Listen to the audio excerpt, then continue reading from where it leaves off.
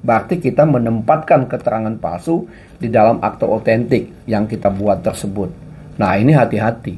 Walaupun di dalam Undang-Undang Jabatan Notaris saat ini itu tidak ada sanksi pidana, ya. Jadi berdasarkan disertasi saya di dalam doktor pidana, jelas dikatakan paling tidak ada 3 unsur untuk menetapkan notaris itu sebagai tersangka. Dan ketiga-tiganya itu harus terpenuhi. Nah, tapi di dalam melaksanakan jabatannya tidak luput dari adanya jeratan hukum, baik itu gugatan perdata maupun laporan polisi terhadap notaris tersebut.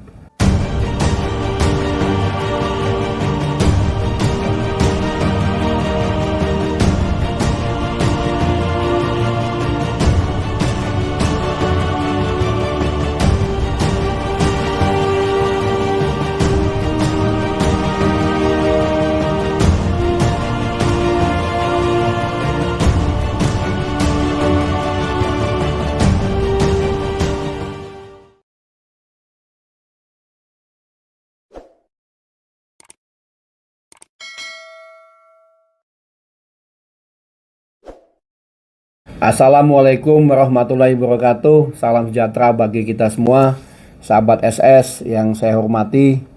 Jadi pada kesempatan hari ini kita membahas tentang strategi dan langkah notaris dalam menghadapi gugatan perdata, ya, maupun juga laporan pidana. Nah, jadi seorang notaris itu memang merupakan pejabat umum yang diatur di dalam Undang-Undang Jabatan Notaris. Jadi akta yang dibuatnya itu merupakan akta otentik, jadi akta yang sempurna. Nah, tapi di dalam melaksanakan jabatannya tidak luput dari adanya jeratan hukum, baik itu gugatan perdata maupun laporan polisi terhadap notaris tersebut. Nah, jadi kalau kita lihat, walaupun di dalam Undang-Undang Jabatan Notaris saat ini itu tidak ada sanksi pidana, ya. Karena memang sanksi di Undang-Undang Jabatan Notaris itu hanya sanksi administratif. Jadi kalau ada suatu kesalahan di dalam pembuatan akte, jadi akte itu bisa terdegradasi menjadi akta di bawah tangan. Bahkan notaris itu juga bisa mendapat sanksi teguran, baik lisan, tertulis, bahkan ada pemecatan sementara, pemecatan dengan tidak hormat. Nah, tapi dalam pelaksanaannya banyak itu notaris dilakukan suatu gugatan. Nah, bagaimana suatu gugatan terhadap notaris? Ya, itu biasanya dilakukan gugatan perbuatan melawan hukum terhadap akte yang dibuat oleh notaris. Nah, makanya di dalam pembuatan akta itu haruslah sesuai dengan Undang-Undang Jabatan Notaris supaya tidak ada kesalahan. Jadi jangan sampai ada kesalahan atau ada prosedur yang dilanggar. Jadi umpamanya kita di dalam membuatkan akte jual beli, pengikatan jual beli, sertifikatnya belum kita cek, kita sudah melakukan transaksi jual beli, pajak udah dibayar, tiba-tiba sertifikatnya diblokir atau sertifikatnya ada masalah. Nah, tentunya ada pihak yang dirugikan dengan kesalahan yang kita buat tersebut. Nah, itulah di dalam pasal 16 Undang-Undang Jabatan Notaris itu kita harus saksama, harus mandiri, harus jujur, supaya tidak ada sedikit pun suatu kesalahan. Dan kita juga di dalam melakukan perbuatan atau membuat akte itu harus mandiri, ya. Jadi tidak boleh memihak. Makanya kita nggak boleh ikut-ikutan di dalam penentuan harga, penentuan harga jual beli, atau umpamanya di dalam jual beli saham. Supaya apa? Supaya kita tidak terlibat sebagai pihak. Karena ingat, notaris itu bukan pihak di dalam pembuatan akta.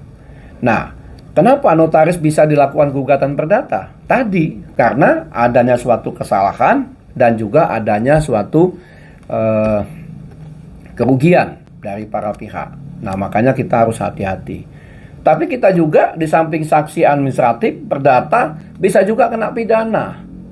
Nah, makanya banyak sekarang ini akte-akte yang dibuat notaris justru di dalam akte itu sendiri mengandung unsur-unsur pidana. Contoh umpamanya. Jadi umpamanya para pihak tidak menghadap di hadapan notaris. Dia tanda tangan akta. Padahal di dalam awal akta disebutkan menghadap di hadapan saya. Umpamanya Safan Notaris Jakarta. Lah, sementara para pihaknya tidak menghadap.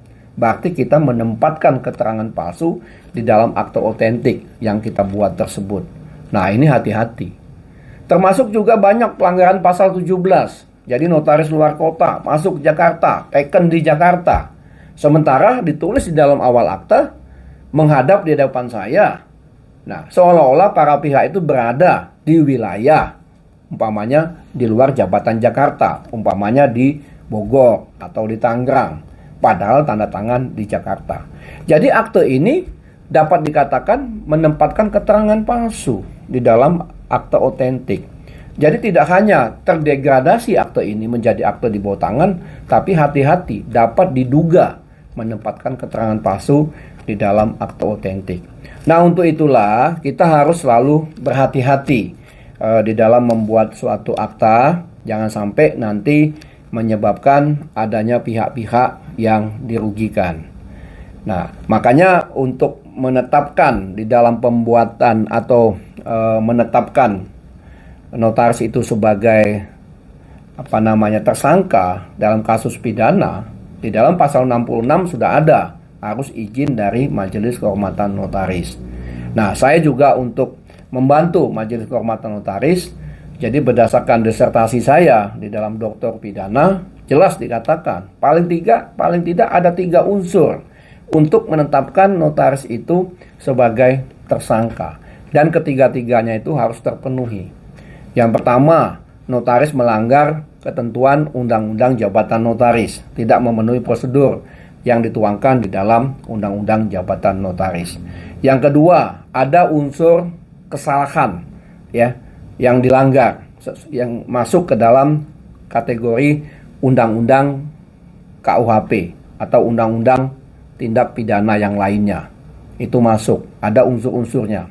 Yang ketiga, adanya mens rea, niat jahat. Nah, ketiga unsur inilah kalau dia masuk ke dalam situ, ketiga-tiganya, maka barulah bisa. Tapi sekarang di dalam pelaksanaan cuman ada 2 unsur saja. Itu pun masih kadang-kadang sumir, sudah ditetapkan sebagai tersangka. Nah, makanya kita perlu melakukan suatu kerjasama, koordinasi, bagaimana adanya pembinaan bersama antara notaris dengan penegak hukum. Ini sangat penting sekali karena masih banyak perbedaan persepsi, perbedaan penggunaan peraturan perundang-undangan di dalam penegakan hukum di Indonesia.